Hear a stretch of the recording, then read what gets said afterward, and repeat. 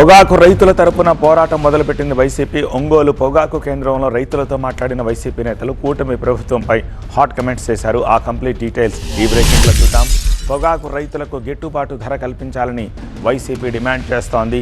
ఒంగోలు పొగాకు కేంద్రాన్ని పరిశీలించారు వైసీపీ నేతలు. రైతుల కష్టాలను అడిగి తెలుసుకున్నారు. పొగాకుకి గిట్టుబాటు ధర లభించట్లేదని ఆవేదన వ్యక్తం చేశారు రైతులు. పొగాకుకే కాదు, కూటమి ప్రభుత్వంలో ఏ పంటకు గిట్టుబాటు ధర దొరకట్లేదన్నారు వైసీపీ నేతలు. పొగాకు రైతులకు వైసీపీ అండగా ఉంటుందని, గిట్టుబాటు ధర లభించే వరకు పోరాటం చేస్తామని హామీ ఇచ్చారు మేరుగ నాగార్జున.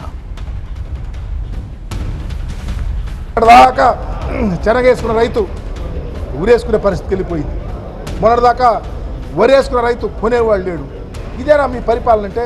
మా ప్రభుత్వం మద్దతు ధర ప్రకటిస్తే 3 సంవత్సరాల క్రితం టెన్షన్గా ఏది చెబితే అది కొని చేశాం. అది కమిట్మెంట్ అంటే. రైతులు కూడా గమనించాలా.